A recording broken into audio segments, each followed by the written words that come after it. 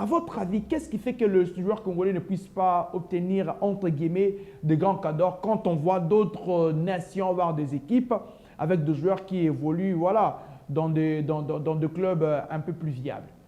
Alors, vous savez, ce monde des transferts, ce monde des représentations, c'est un monde très complexe. C'est un monde très complexe. Il y a des questions d'influence, il y a des questions de réseautage, surtout des réseautages. Donc, je disais pour le joueur congolais, je pense, à mon humble avis, que le joueur congolais souffre de manque des réseaux forts. Et pourtant, la majeure partie sont nés en Europe. Non, naître en Europe. On penserait que l'influence en Europe serait grandissante qu'ici. Naître en Europe ne veut pas dire faire une grande carrière dans de grands clubs. Chancel Mbemba n'est pas né en Europe. Il n'a fait que de grands clubs dans sa carrière. Donc, ce n'est pas un problème de naître en Europe et commencer la carrière en Europe, mais c'est une question des réseaux. Aujourd'hui, les Sénégalais qui brillent de mille feux, ils sont nés au Sénégal, ils ont été formés chez Génération Foot, ils ont été transférés chez FC Metz.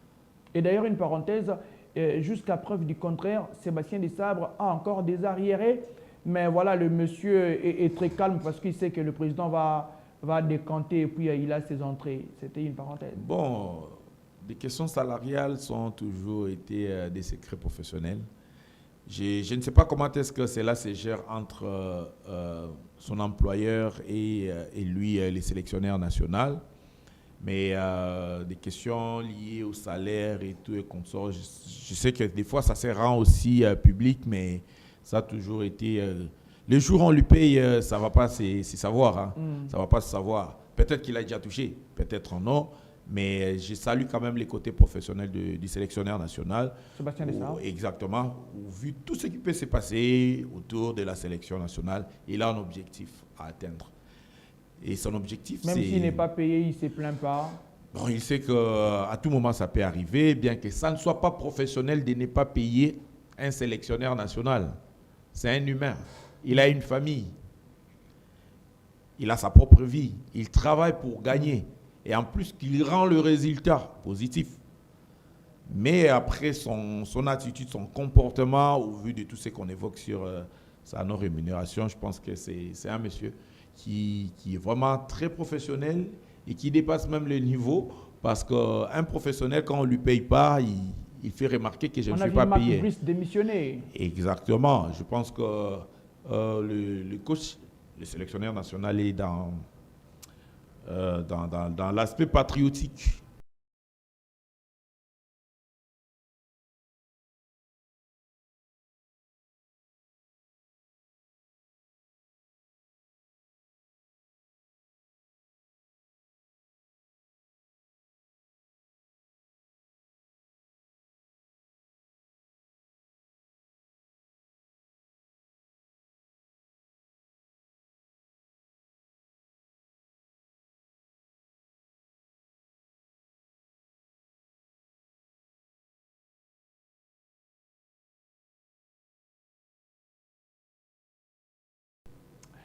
Vous n'allez jamais trouver mieux qu'ici, mesdames et messieurs. Salut à toutes et à tous. Bienvenue dans cette grande tranche matinale, la crème de crème d'ailleurs, ce grand rendez-vous inédit. Nous vous proposons ce qu'il y a de mieux. Il n'y a pas mieux qu'ici, je vous jure, je vous rassure.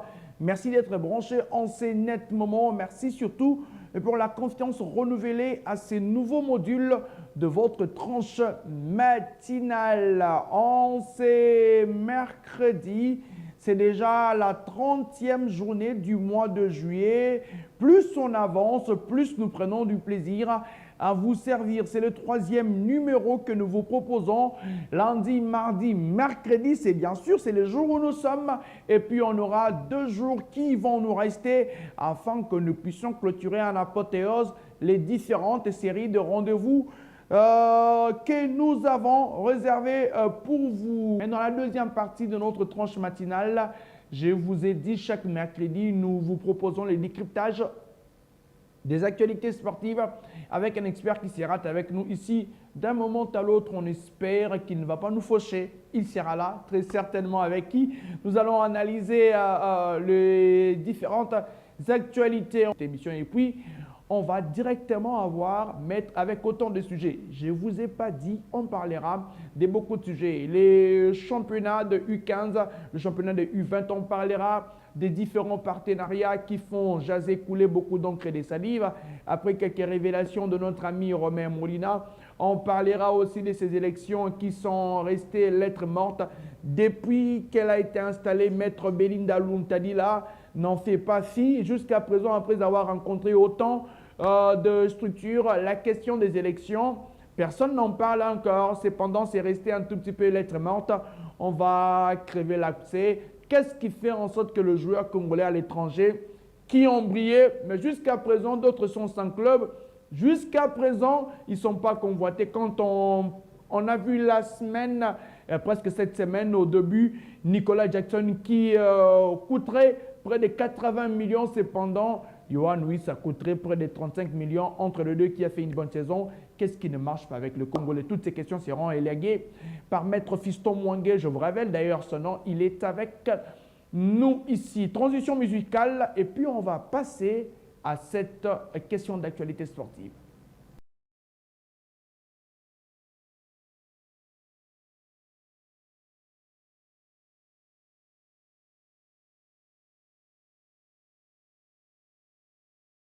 Voilà. On va prendre la deuxième partie de cette émission. Comme je l'ai dit, beaucoup de sujets à éplucher avec nous ici présents. Maître Fiston Mwangue qui nous a fui depuis un moment.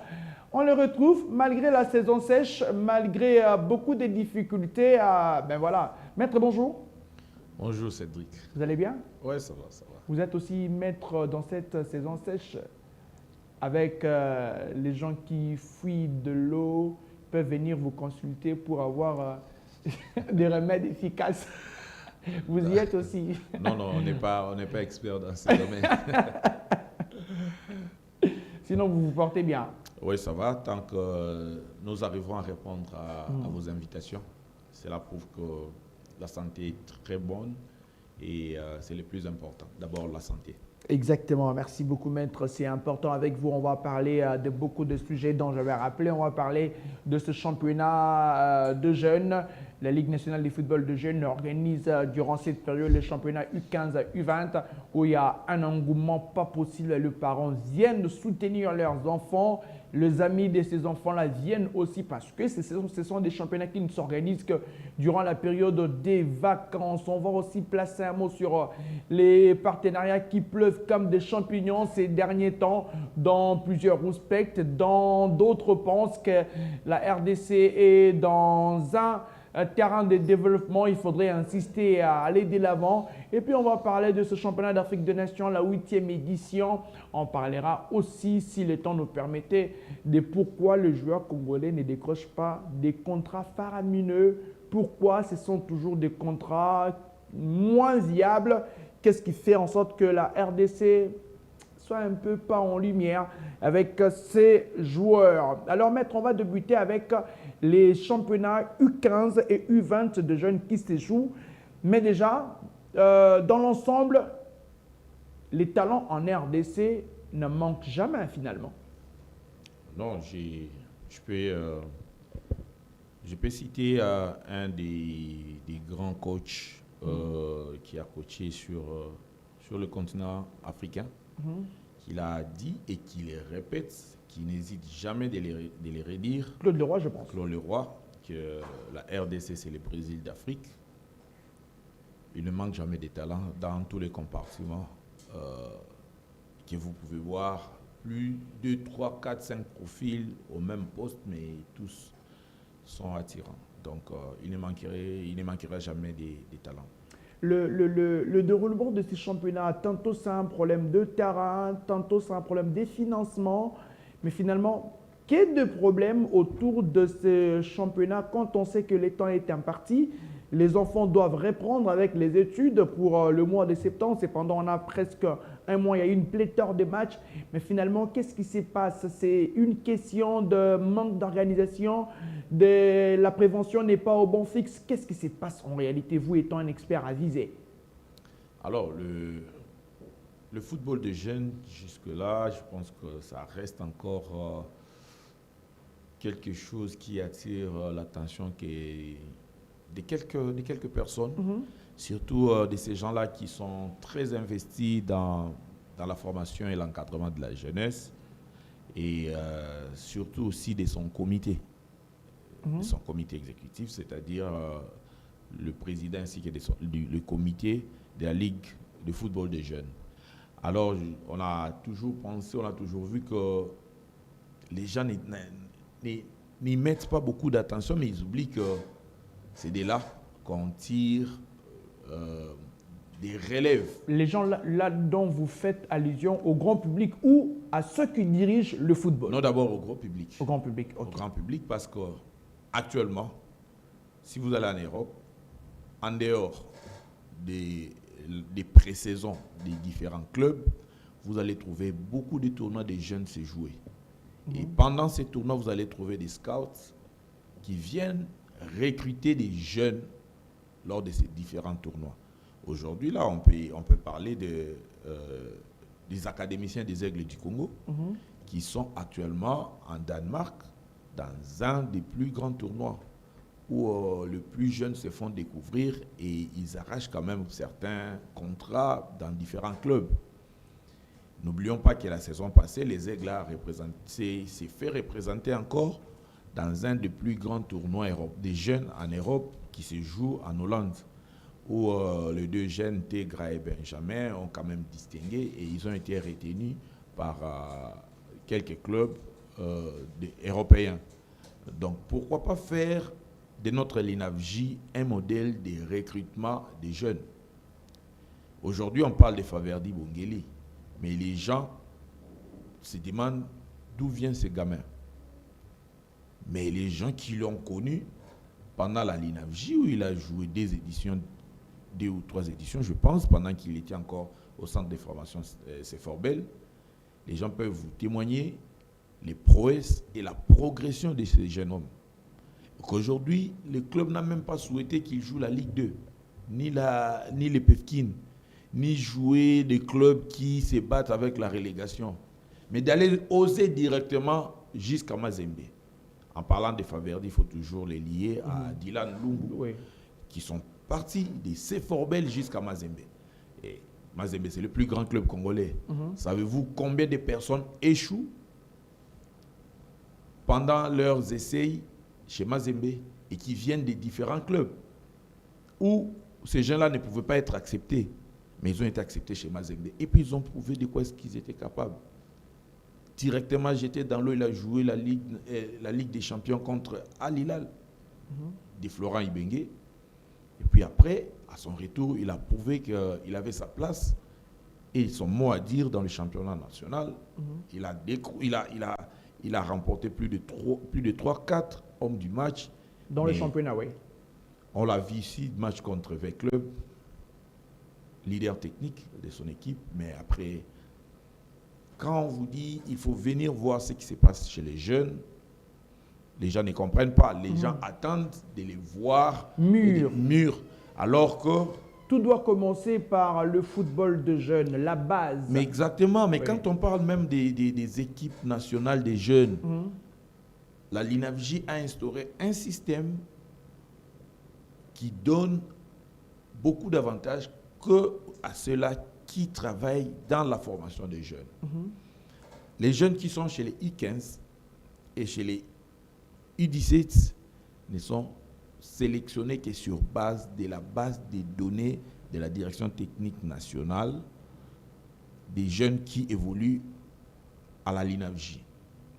Allez-y voir, il y a plusieurs détecteurs qui détectent les talents et qui regroupent leurs données qu'ils vont transmettre à la direction technique nationale. Et lors du rassemblement, on n'appellera que ces enfants-là qui vont prouver de quoi ils sont capables entre eux le présélectionner pour sortir le noyau de ceux-là qui vont participer à une compétition. Mais maître, parce que vous avez parlé du grand public et autres, revenons d'abord sur la politique de la fédération. C'est vrai que la fédération est sous normalisation depuis un temps, mais cette Ligue nationale de football de jeunes est gérée, on doit les citer par Zessir Koninda, mais quand il n'y a pas assez de réformes, quand il n'y a pas une promotion, quand il n'y a pas de la lumière, n'est-ce pas qu'on remettra en cause la gestion de celui qui est en train de diriger ces footballs de jeunes? C'est-à-dire qu'il n'y a pas une politique pour mieux vendre l'image de ces footballs de jeunes. Ben, c'est facile de le dire. Hein. Moi aussi, je le pensais Ça autant. se constate. Je le pensais autant. C'est facile de le dire, mais quand vous approchez quand même les instances sportives, vous comprenez les difficultés qui sont à l'intérieur, vous allez vous rendre compte que c'est compliqué. Je vous donne l'exemple de la LINAFJ. Parce que vous savez qu'à la LINAFJ, ce n'est pas comme toutes les autres entités sportives qui jouent toute la saison, Oui. où il y a des droits de participation, il y a des frais d'arbitrage, il y a des amendes, il y a beaucoup de choses qui font ramener quelque chose de moyens, tant soit peut-il, auprès de l'entité sportive. Mais à la LINAFJ, c'est la supervision, l'organisation des sélections nationales des jeunes qui ne sont pas aussi perpétuelles, mais c'est périodique. Mais ça aussi, ce n'est pas eux qui gèrent l'argent, mais eux gèrent que les groupes. Ils gèrent que les groupes. Ils mettent à la disposition les enfants. C'est le ministère qui sort l'argent, comme toujours, parce que c'est les équipes nationales, et eux gèrent que les groupes. À la fin de l'année scolaire, parce qu'il s'agit des jeunes, la politique et le sport et l'éducation, le foot et l'éducation, ils organisent la Ligue nationale de football des jeunes.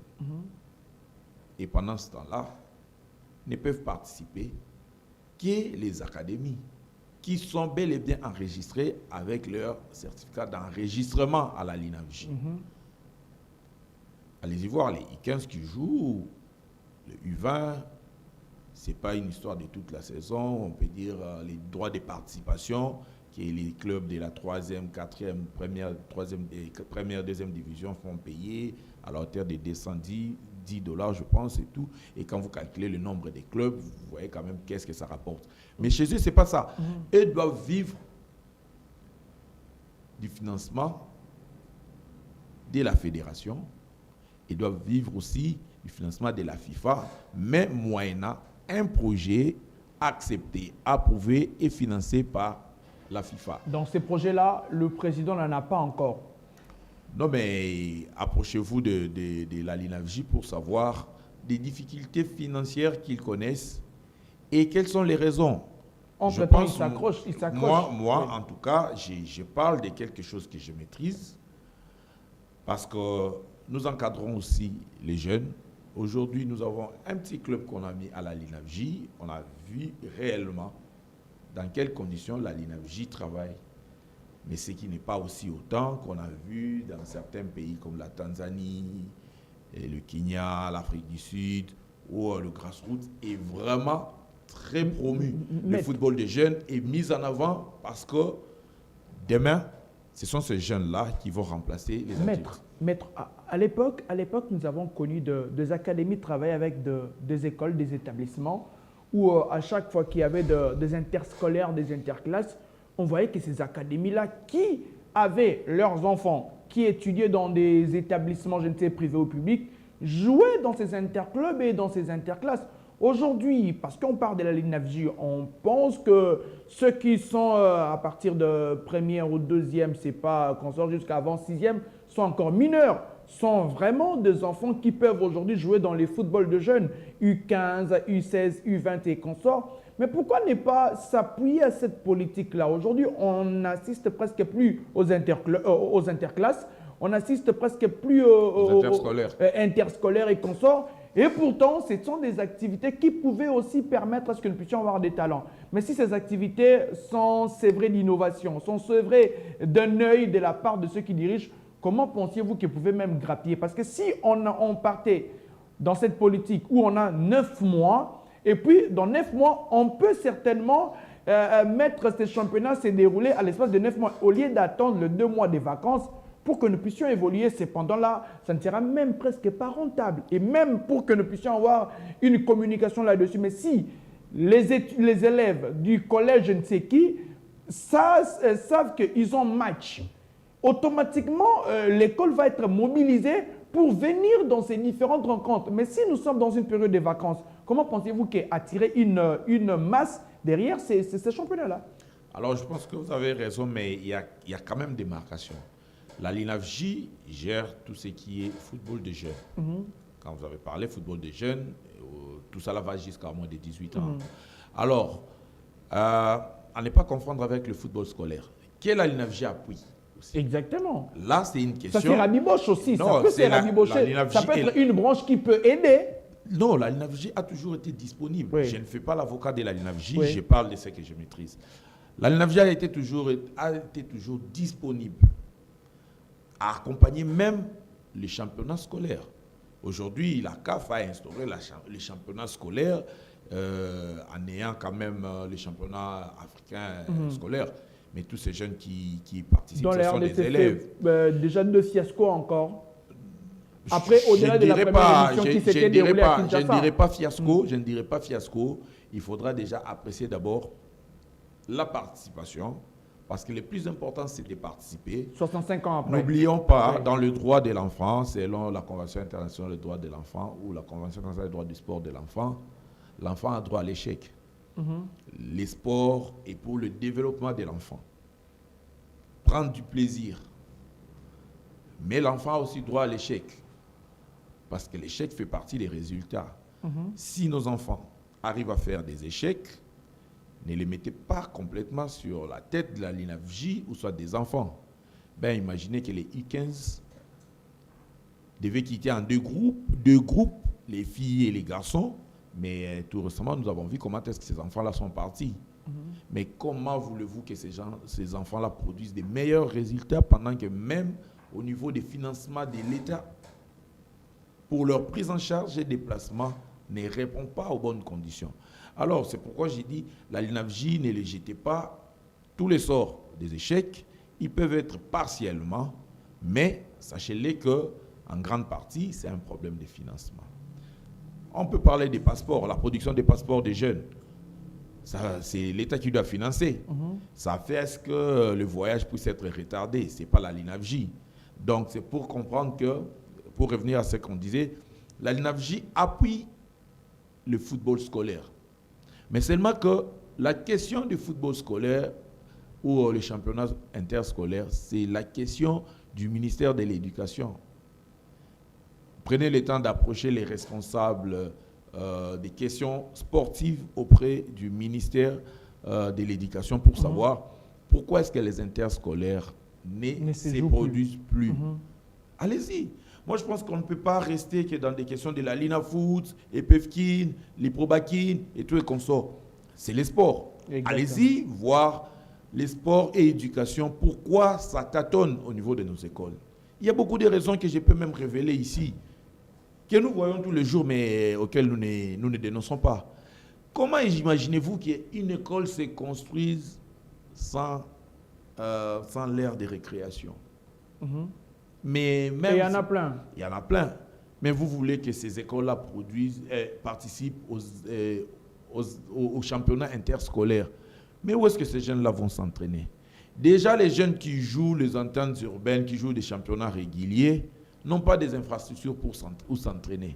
Mais comment voulez-vous que ces jeunes-là viennent pratiquer les sports interscolaires pendant que même dans leurs écoles, on ne leur a même pas réservé un petit espace pour faire une course de 4 et 5 pas. Vous comprenez que c'est vraiment pas une situation des entités sportives telles que la LINAFJ, mais c'est une affaire nationale. C'est vraiment une affaire nationale où la politique sportive est mal écrite et non imprimée. Déjà, elle est mal écrite. Mais la pourtant, politique sportive... Et pourtant, on était en Mboula Lodge pour revoir toutes ces... C'est là où ça ces manœuvres. Voilà. Ressortez-nous les résolutions de Mboula Lodge. Mais pourquoi est-ce que ça ne se parle pas? Kaboula avait dit que le processus devrait d'abord passer par la primature avant que cela ne vienne à l'Assemblée nationale. Mais pourquoi ça se bloque? C'est ça le problème. Pourquoi ça se bloque? Jour et nuit, il y a des débats au niveau de l'Assemblée nationale. Pourquoi la question de la politique sportive se bloque? C'est là où vous allez comprendre que les gens pensent que les sports est réservé aux abrutis.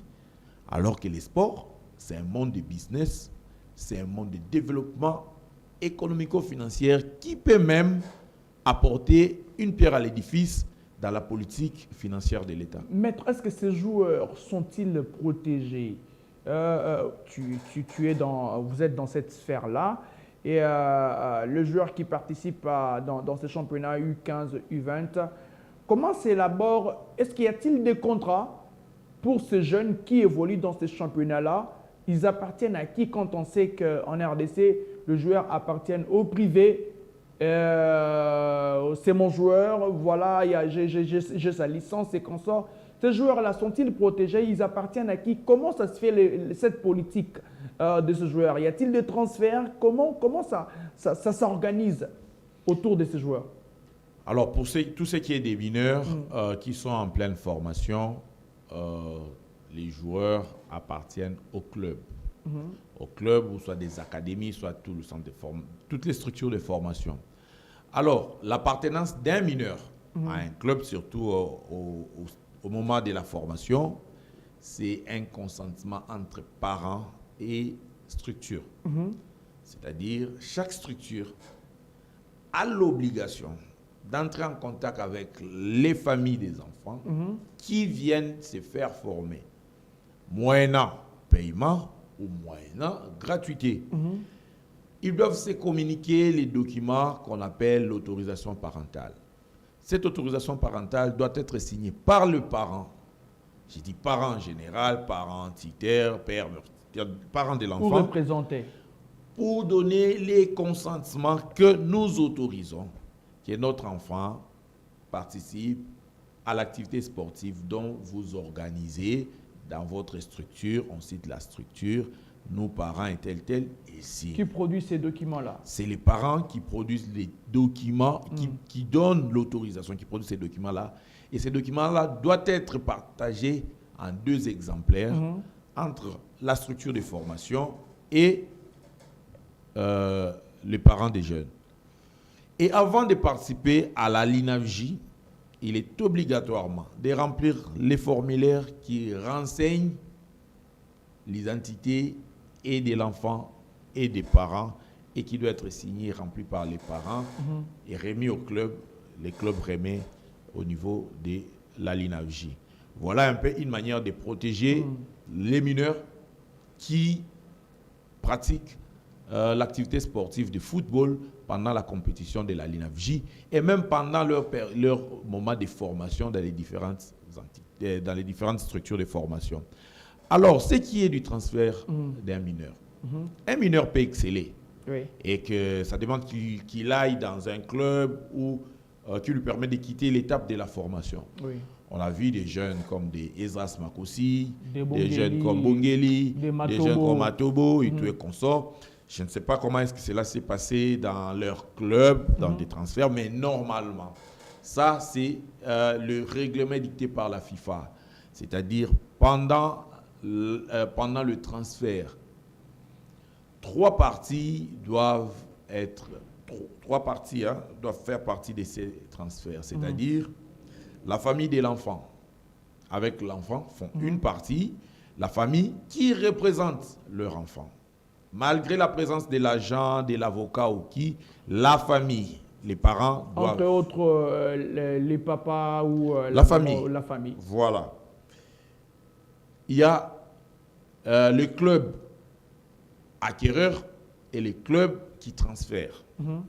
Alors, pourquoi la présence de la famille? Parce que un enfant, c'est toute personne de moins de 18 ans, ne peut pas prendre des actes juridiques seul.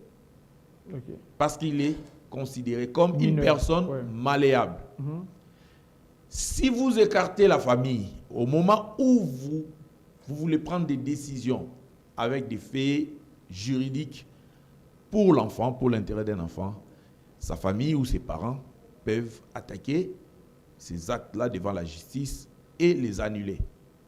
Raison pour laquelle il faut faire participer les parents.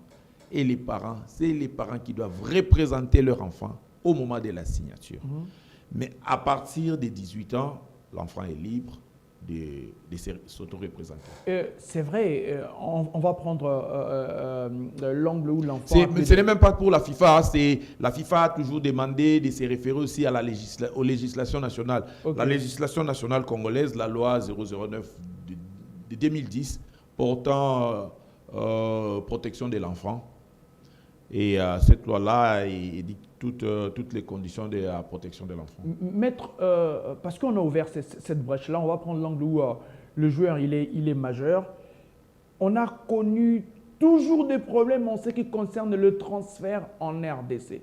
Tantôt le joueur dira que j'ai signé pour 2 ans, 3 ans, et puis après, il dira après les 3 ans je dois partir, on va lui brandir un contrat de 5 ans, et puis il y aura des problèmes, ça et là, on en a connu en pêle-mêle, où on a des joueurs qui se disent, ben voilà, j'ai rempli, j'ai tout fini avec le contrat, et puis il va signer ailleurs, on dirait que le joueur n'est pas libre, qu'on sort. Mais finalement, comment ça se traite les contrats en RDC? Comment ça se fait que le transfert puisse avoir, qu'on se crêpe les Chinois à tout moment en ce qui concerne le transfert en RDC? Alors, il faut savoir faire la part des choses entre les transferts et les contrats. Les transferts, c'est un arrangement entre 2 clubs. Mais avant de partir, il y a un contrat qui lie celui qui doit partir d'un point X à un point Y. Exactement, je devais chuter par là. Oui. Les transferts, c'est un arrangement entre 2 clubs pour raison de transférer un sujet d'un club à un autre qui est un athlète, un joueur.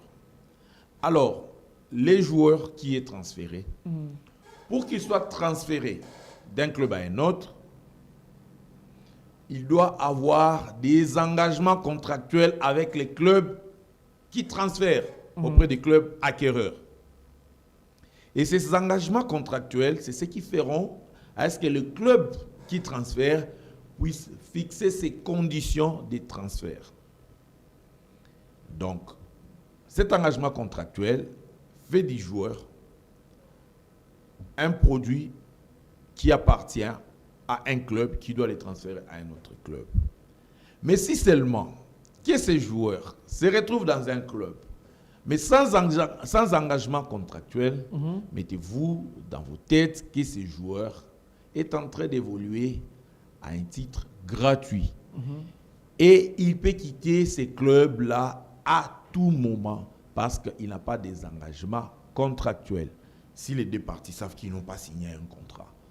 Mais si les 2 parties savent qu'ils sont à l'expiration de leur contrat, mais il n'y a aucun club qui peut transférer. Le club ne fera que remettre aux joueurs la lettre de libération qui prouve que ce joueur n'a plus de contrat avec nous, on n'a plus d'engagement avec lui et il est libre de s'engager où il veut et discuter avec quiconque sans pour autant nous mêler dans ces échanges parce qu'il est complètement libre de tout contrat. Donc voilà. Voilà ce qui caractérise la question des transferts au moment des transferts. Maître, on va revenir, on va rester sur ce dossier-là. Transfert, il y a des joueurs qui prétendent ne plus avoir des contrats avec deux clubs.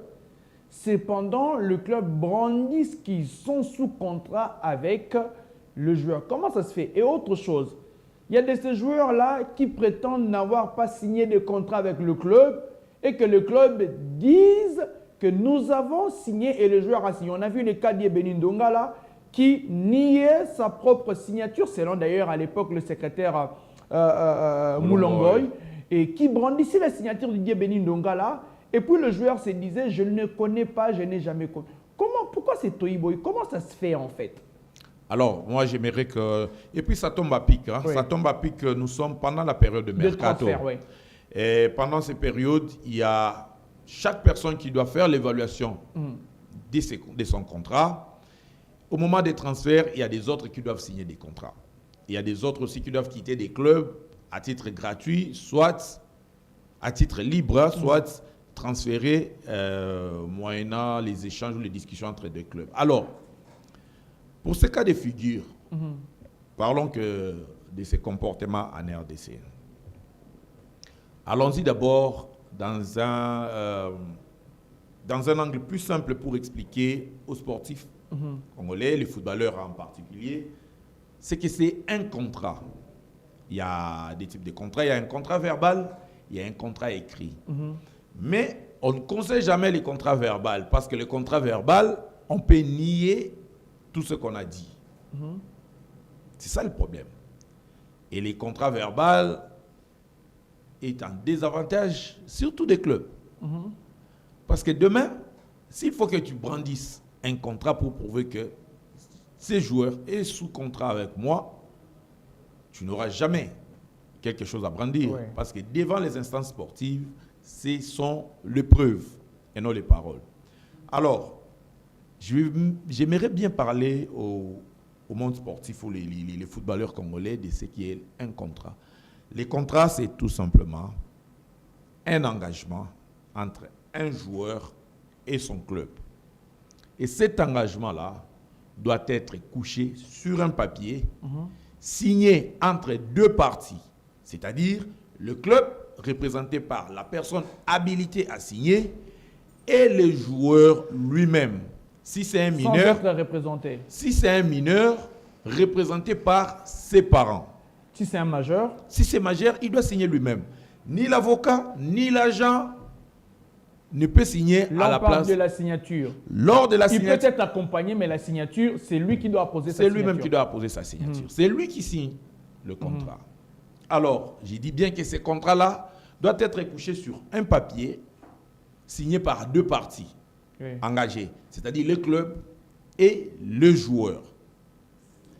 Alors, ces contrats-là, en vrai, même selon les obligations de la fédération et de la Ligue nationale du football, il est demandé à tous les clubs, avant la saison sportive, quand ils enregistrent des joueurs, d'aller déposer des copies des contrats que la fédération doit viser et que chacune des parties doit avoir sa copie des contrats.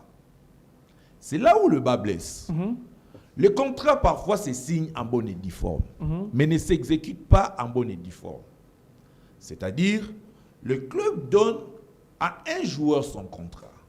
Il donne le contrat que le joueur signe, mais qu'il ne remette pas une copie de contrat au joueur. Et derrière, il cache toutes les informations contractuelles au joueur et il commence maintenant à manipuler le joueur. Les joueurs congolais, que je ne qualifierais pas des moins instruits, mais trop distraits et très emportés par le vent, ne savent pas comment se positionner pendant le moment des signatures de contrat et pendant l'exécution des contrats. Est-ce que les contrats ne se lisent pas en amont avant que vous ne puissiez passer à l'acte? Bien évidemment, on donne une copie, on donne les drafts du contrat. C'est comme ça que ça se passe partout. On donne le draft du contrat. C'est lui qui offre le contrat, qui propose le contrat, c'est les clubs. Et le joueur prend la copie de son contrat. Il l'amène auprès de ses conseillers, auprès de son agent, auprès de son avocat, auprès de son conseiller sportif, qui va l'aider à analyser toutes les dispositions de ses contrats, jusqu'au point de faire des inputs pour essayer d'harmoniser selon les entendements de deux parties. Et quand toutes les parties seront d'accord sur les termes du contrat, ils finiront par signer ce contrat qui doit être produit en plusieurs copies dont les autres doivent être déposés à la Ligue nationale de football, à la Fédération congolaise de football association, et les deux parties doivent garder leur copie de contrat. Alors, c'est quoi la conséquence quand vous ne donnez pas à l'autre partie la copie de son contrat?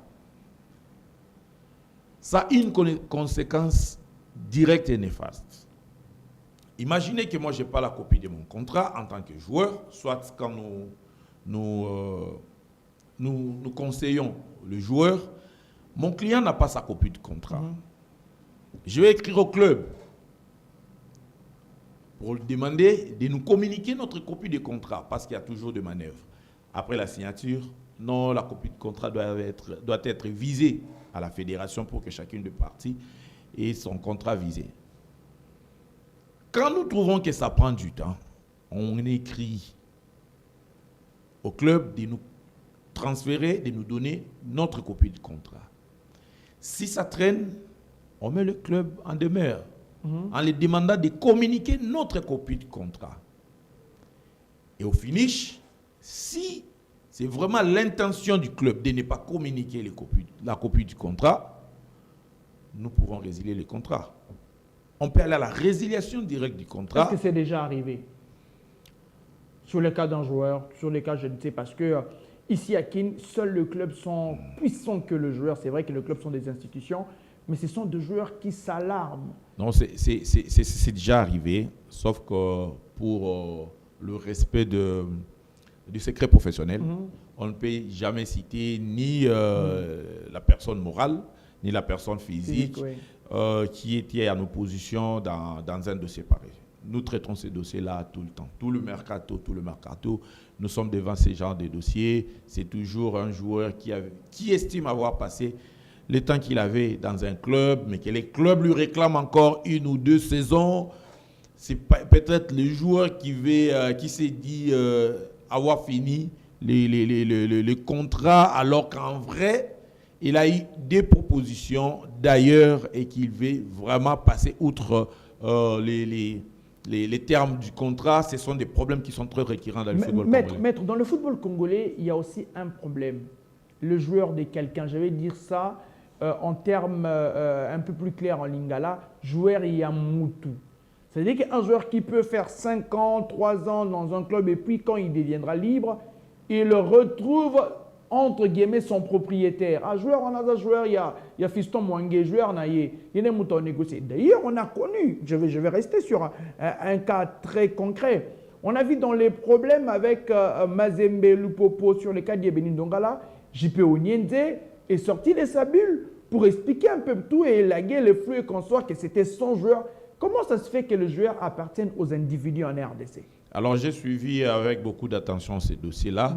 Je pense que M. Jipo Onyenze, qui est aussi un grand monsieur dans le milieu du football congolais. Qui a beaucoup de joueurs Non, il avait bien dit que c'est son joueur. Son joueur parce que le joueur appartenait à son club. Et qu'il avait prêté les joueurs à Lupopo. Et ce qui s'est passé, qu'ils évoquaient tous au niveau des médias, et qui est passé, et qu'il avait récupéré son joueur pour le non-respect des engagements entre les deux clubs. Il avait demandé de casser les transferts et qu'il avait de nouveau transféré les joueurs vers Mazembe. Il disait que c'est son joueur parce qu'il appartenait à son club. Mais ce que vous venez de soulever est vraiment très opérationnel au Congo. Mais je dirais que c'était quelque chose qui existait dans le temps. On parlait des opérateurs sportifs, les gens qui détenaient les droits des joueurs.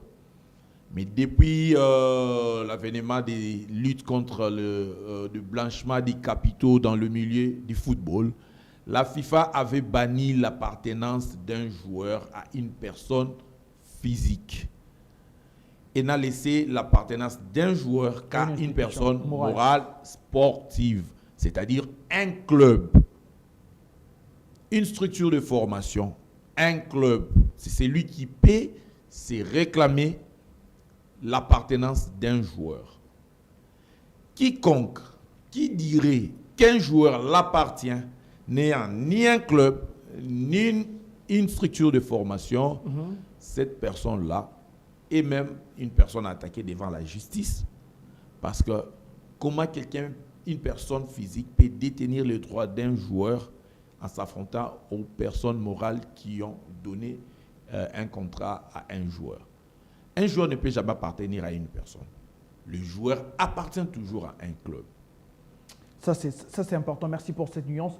On va ouvrir une petite fenêtre. Maître, nous sommes dans cette période de mercato. Les transferts se font ça et là. Mais on va quitter un tout petit peu les pays pour aller en Europe. Vous êtes un averti, vous êtes en train de voir le marché des transferts. On a vu ça sans compère Mbemo qui est parti pour près de 80 millions du côté de Manchester. On a vu Nicolas Jackson, le rumeur l'envoyer aussi du côté de United. Il n'y a que de montants astronomiques, mais aussi voilà, les transferts se font énormément. Mais côté congolais, on s'approche à un moment très décisif où les Léopards doivent jouer le Sud-Soudan et le Sénégal. On a les capitaines Chancel Mbemba qui n'a toujours pas un club.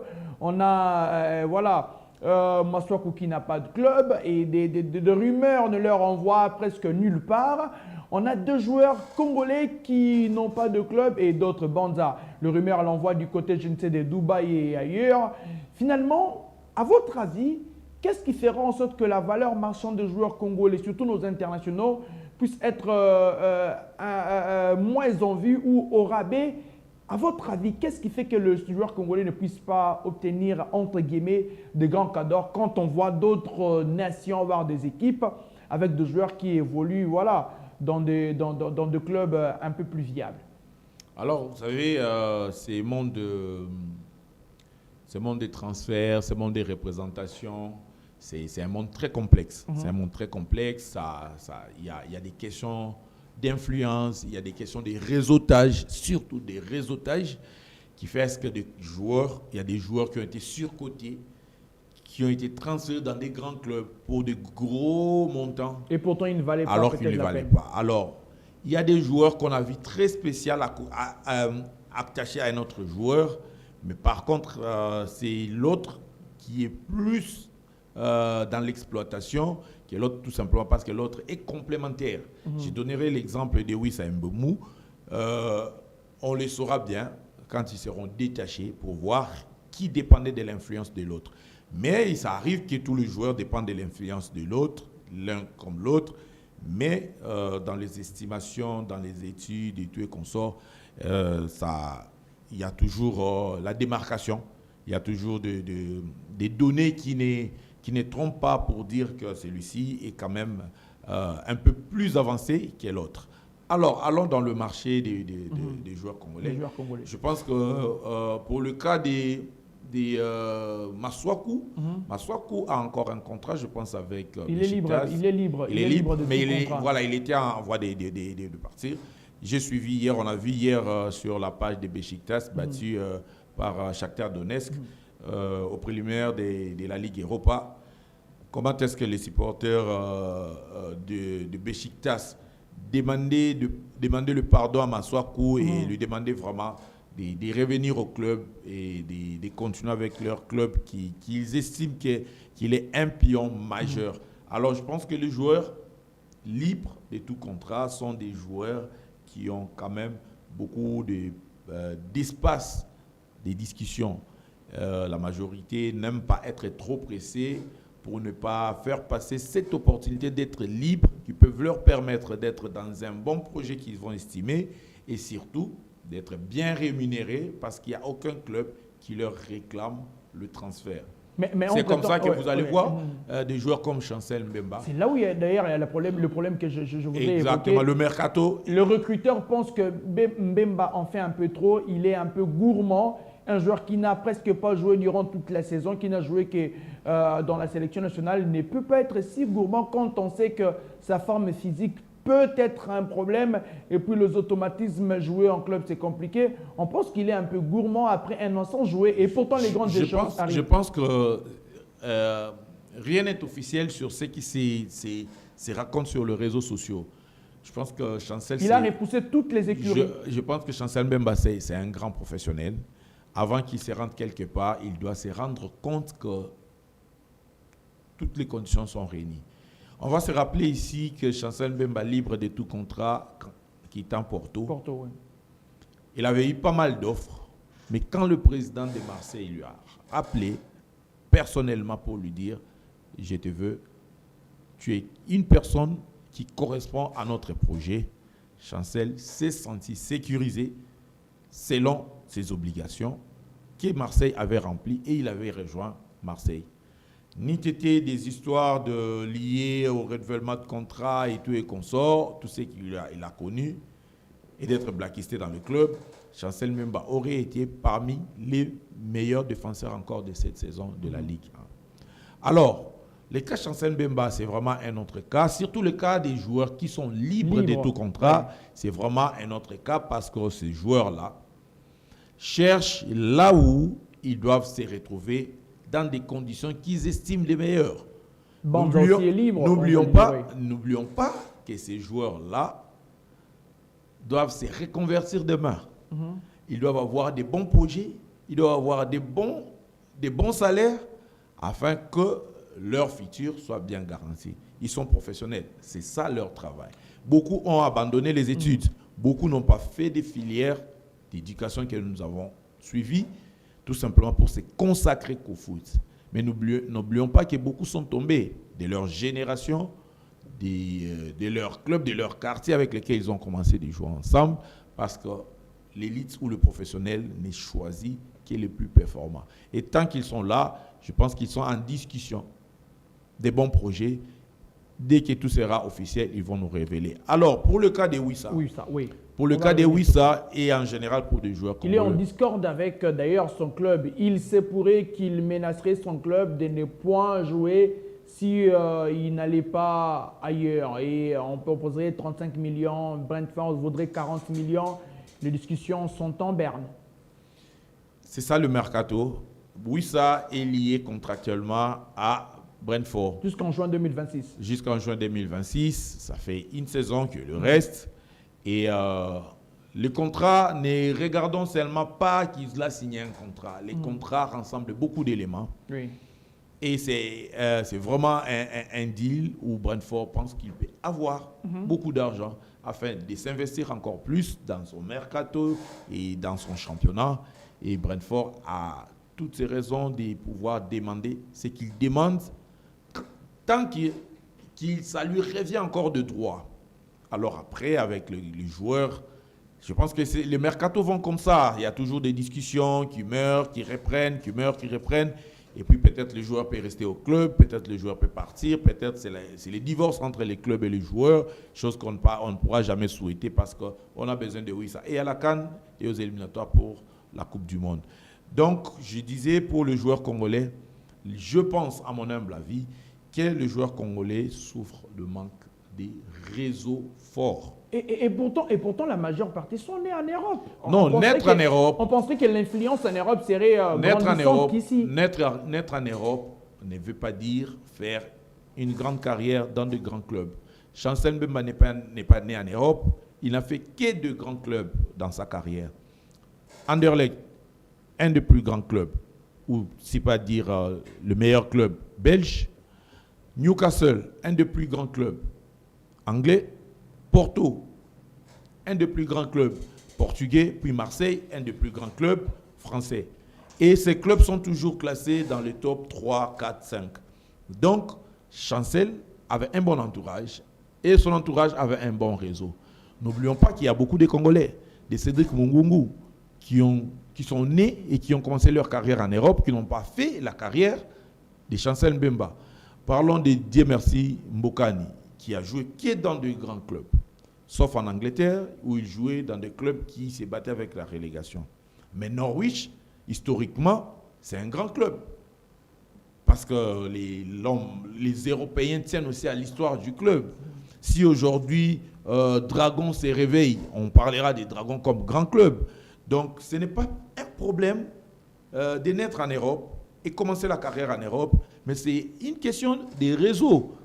Aujourd'hui, les Sénégalais qui brillent des mille feux, ils sont nés au Sénégal, ils ont été formés chez Génération Foot, ils ont été transférés chez FC Metz, qui est un tout petit club en France, qui est tout le temps relégué, monté, mais on a des carrières de Sadio Mané, de Lamine Camara, Ismaël Assar, Gana Gueye, pour citer tous ces garçons qui nous donnent du plaisir chaque week-end lors de leur championnat. C'est tout à fait normal qu'on dise que c'est les réseaux qui font ce que le joueur soit placé dans un bon projet et non seulement son talent. Parce que nous avons vu des talents qui nous ont vraiment donné des merveilles, mais qui n'ont jamais fait des grands clubs. Mais parce que vous avez parlé d'un réseautage, très certainement on parlerait de management dans un langage. Exact, le management, mais oui, l'agent doit avoir un grand réseau, un bon réseau, oui. Oui, mais aujourd'hui, on est à l'approche de ces grands événements. Je parlais de ces matchs contre le Sud-Soudan, contre la formation sénégalaise. On est à un mois. Et pourtant, on a des joueurs, c'est vrai, je l'ai dit, notamment Banza qui est presque libre parce que Braga ne le veut pas, il veut le vendre. Silas C'est qu'il n'est pas libre. Oui. Il est encore sous contrat Il est avec encore Braga. sous contrat avec Braga, mais voilà, Braga ne le veut pas, il veut le vendre. Il y a Katompa d'ailleurs, éternel instable, le monsieur qui aurait des offres du côté de la Turquie et consort.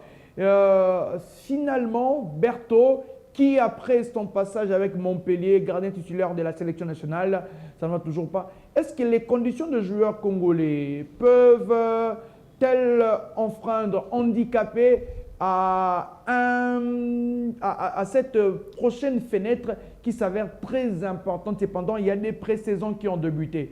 Mais quand on voit que Braga, et plutôt Banza, qui s'entraîne seul, Chancel qui n'a pas débuté la pré-saison et consort, il y en a certains. Est-ce que ça ne peut pas causer préjudice à l'approche d'un événement très important? Et pourtant, on sera peut-être à 2 semaines ou à 1 semaine du début de différents championnats quand on voit que nos meilleurs éléments seront peut-être sans club ou intégreront de clubs prématurément. Alors, il reste professionnel, c'est que nous devons savoir que ces joueurs n'ont pas beaucoup de temps de repos. Aussitôt fini la saison, après 1 ou 2 semaines de congé, ils reprennent. Ils reprennent en individuel. Les autres ont des coachs personnels. Je pense que Chancel Mbemba, pour tenir ce qu'il avait fait pendant qu'il ne jouait pas chez Marseille, à part s'entraîner avec les réserves ou les professionnels, Chancel Mbemba, je pense qu'il a un coach personnel qui les aide à garder, à se maintenir.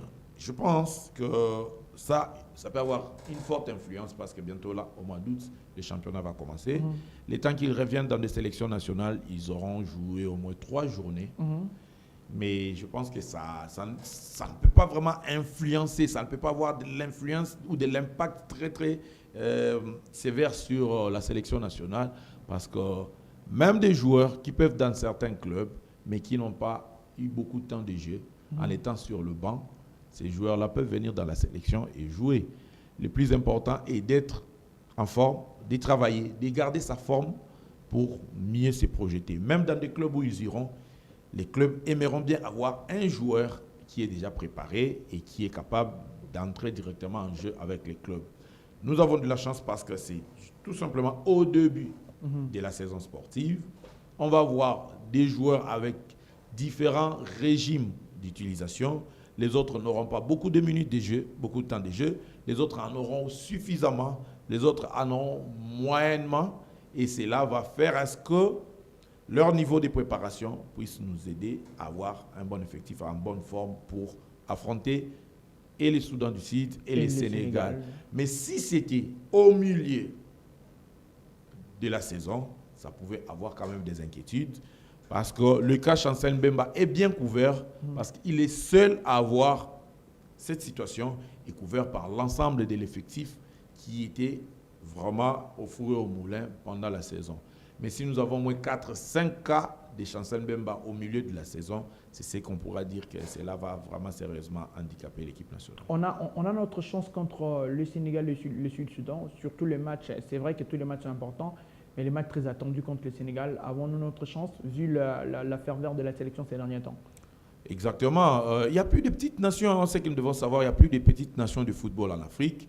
On pensait battre l'Éthiopie ici, l'Éthiopie nous a battus, nous a humiliés 2-1 ici. On pensait battre facilement les Soudan du Sud ici, on l'a battu difficilement 1-0. Et on pensait ramasser un score fleuve ou soit perdre par un petit score contre le Sénégal. Mais on a fait match nul au Sénégal. C'est-à-dire que le football aujourd'hui, la question de jouer à domicile ne compte qu'à un faible pourcentage. Des fois, ça joue en défaveur de la sélection qui joue sous pression devant son public. Mais je pense, avec l'élan qu'a la sélection nationale, il est très possible que nous avons notre chance. Il est très possible d'avoir de meilleurs résultats. Et pourquoi pas, c'est ici vers la Coupe du Monde. Surtout, nous devons savoir, une fois que nous battons le Soudan du Sud et que nous arrivons à battre les Sénégal ici, nous aurons déjà fait les 70%, 80% de jouer la Coupe du Monde. Parce que même si nous perdons et que nous ne faisons pas un bon score contre le Togo, nous pourrons être capables de battre le Soudan chez nous à la maison et se qualifier avec un écart d'1 point ou autant que cela pourrait être. On va rester dans cette sélection nationale avant que nous puissions évoquer le dernier sujet et que nous puissions terminer. Si la sélection nationale A est la sélection qui attire un grand monde où les projecteurs sont braqués sur elle, la sélection Chan, autant de problèmes, autant de mots. À quelques jours du début de ce championnat d'Afrique des Nations, la RDC qui a 2 étoiles, on parle que des problèmes finalement. Penseriez-vous que la RDC peut-elle y parvenir avec ces climats compromettants dans cette sélection, autour, pour ne pas dire dans, autour de cette sélection nationale? Tantôt, problème d'argent, des primes, consorts, les conditions ça et là. Cette sélection peut-elle mieux afficher son visage quand on sait que l'édition précédente était teintée de mauvais résultats? C'est vraiment alarmant, c'est désolant, c'est dégoûtant, c'est tout le mot que nous avançons que la sélection nationale présente, sauf sélection A, où le président de la République vient mettre directement son nez pour voir ce qui se passe réellement. Avec des primes présidentielles. Quand ça se complique, c'est lui qui déclenche la situation. Alors. Et d'ailleurs, une parenthèse, jusqu'à preuve du contraire, Sébastien Desabre a encore des arriérés, mais voilà, le monsieur est très calme parce qu'il sait que le président va décanter et puis il a ses entrées. C'était une parenthèse. Bon, les questions salariales ont toujours été des secrets professionnels. Je ne sais pas comment est-ce que cela se gère entre son employeur et lui, les sélectionnaires nationaux. Mais des questions liées au salaire et tout et comme ça, je sais que des fois ça se rend aussi public, mais ça a toujours été... le jour où on lui paye, ça ne va pas se savoir. Ça va pas se savoir. Peut-être qu'il a déjà touché, peut-être non. Mais je salue quand même les côtés professionnels du sélectionneur national. Sébastien Desabre. Exactement. Vu tout ce qui peut se passer autour de la sélection nationale, il a un objectif à atteindre. Et son objectif, c'est... Même s'il n'est pas payé, il ne se plaint pas. Bon, il sait qu'à tout moment, ça peut arriver, bien que ça ne soit pas professionnel de ne pas payer un sélectionneur national. C'est un humain. Il a une famille. Il a sa propre vie. Il travaille pour gagner. Et en plus, qu'il rend le résultat positif. Mais après, son attitude, son comportement, au vu de tout ce qu'on évoque sur sa non-rémunération, je pense que c'est un monsieur qui est vraiment très professionnel et qui dépasse même le niveau. Parce qu'un professionnel, quand on ne lui paye pas, il fait remarquer que je ne suis pas payé. On a vu Marc démissionner. Exactement. Je pense que le coach, le sélectionneur national est dans l'aspect patriotique. Ah, disons, parce que aujourd'hui est tellement patriotique. Non, je dirais parce qu'il est d'office ambassadeur congolais. On l'appelle les sélectionneurs de la RDC, les joueurs de la RDC, de la sélection nationale de la RDC. Il est d'office ambassadeur. Tous les actes qu'il pose doivent être des actes patriotiques. C'est pourquoi je l'ai dit qu'il est dans des actes patriotiques, parce qu'il a arriéré, mais il continue à travailler comme s'il était payé, malgré de se faire rattraper par ses impayements. C'est pourquoi j'ai dit qu'il est dans des actes purement patriotiques. Il met sa main sur sa poitrine, il chante l'hymne national et il le respecte et il le fait respecter dans le groupe. Je pense que c'est quelqu'un qui se commet et qui se comporte en patriote plus que les Congolais qui se vantent des pères et des mères. Desabre, le vrai patriotique. Le vrai patriote. J'ai dit qu'il se comporte en patriote. Okay.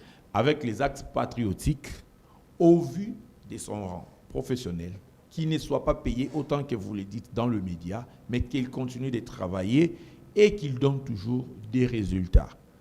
Par contre, il y a des compatriotes congolais qui se vantent de pères et de mères, qui sabotent les actions patriotiques parce que peut-être qu'ils veulent voler ou peut-être qu'ils ne sont pas payés. Pour réclamer leurs droits, ils passent dans des actes moins patriotiques. C'est pourquoi j'ai dit que le sélectionneur Desabre posent des actes purement patriotiques. Voilà, je ne veux pas aller dans le superlatif ou dans quelque chose qui pourrait demain, dès qu'on coupe les quelques secondes pour qu'on on interprète pas mal mes propos. Voilà, on va rentrer si Desabre est très patriotique. Alors, j'allais revenir très rapidement sur l'histoire du Chan. Je pense que le patron du sport congolais, on ne l'apprend rien. Ce n'est pas notre intervention sur des plateaux de télé qui vont lui apprendre quelque chose de plus. Il connaît ce qui se passe dans la sélection nationale. C'est vrai que dans chaque société, il y a des rangs et des hiérarchies à respecter. La sélection A, c'est A. La sélection Chan, quand même, je pense que ces jeunes méritent d'être bien traités. Et je pense que son passage à l'hôtel des joueurs, avant de les remonter encore en morale pour leur stage en Tanzanie, je pense qu'il les a placés des mots qui ont valu la motivation et que ces jeunes se retrouvent. La RDC a-t-elle sa chance dans cette compétition? La RDC, quand on l'attend de moins, il vient donner le meilleur de lui-même. Mais je pense que c'est à un faible pourcentage parce que nous avons des grands talents, mais ça n'a pas été bien encadré, surtout avec le championnat de cette saison dont nous décrions tous le match arrangé et des fautes, des arbitrages. Je pense que ça va très mal contribuer aux performances des joueurs, mais prions que ces talents qui ont été regroupés donnent le meilleur d'eux-mêmes et qui se surpassent, qu'ils sortent aussi les talents qu'on connaît d'eux pour nous donner le meilleur résultat. On va finir cette émission avec une question maître. Il y a cette pluie de partenariats, RDC Monaco, RDC Milan, RDC Barça. On les dit à tout moment qu'on est en panne de politique sportive, que la RDC a du mal aujourd'hui à avoir peut-être de partenariats, à mieux vendre son image et à développer les différentes institutions et autres. Est-ce que ces partenariats ne peuvent pas être une solution pour l'avancement du sport du pays? Bon, ça dépend de la manière dont ces partenariats ont été définis. Jusque-là, ça parle dans tous les sens. Des médias étrangers, des médias locaux interviennent et commentent sur cette question.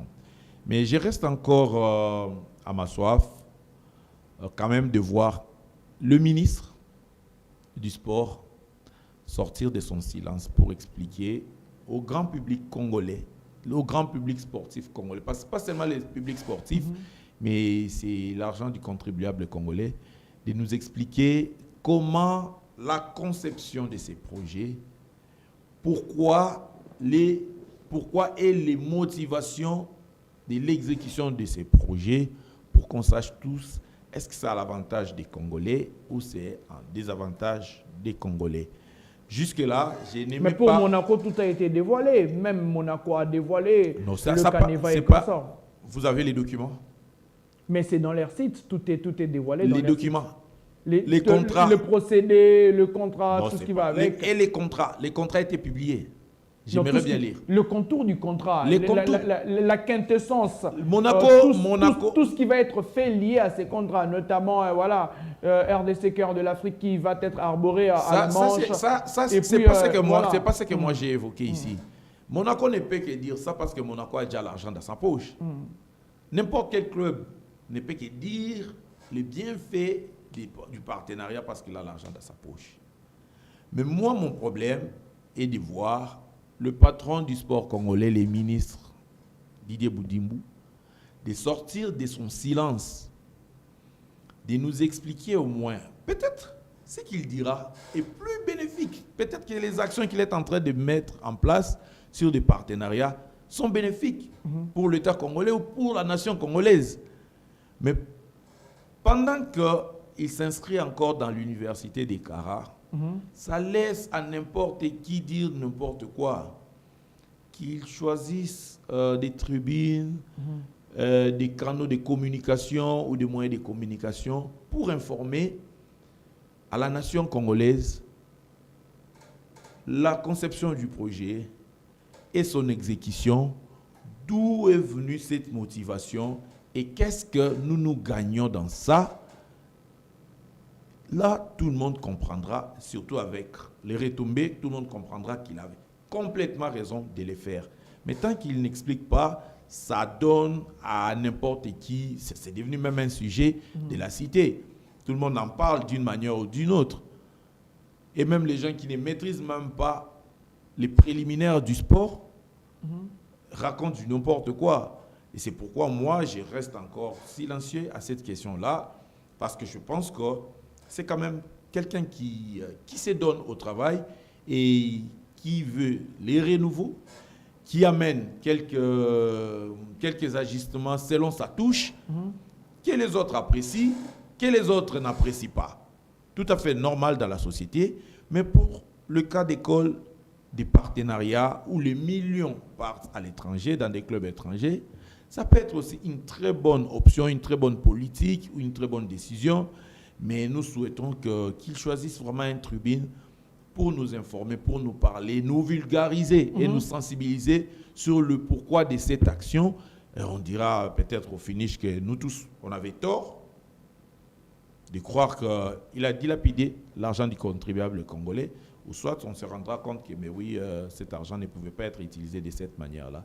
Parce que quand on parle des interventions des Molina, des autres médias, oui, mais n'oublions pas que c'est aussi des médias.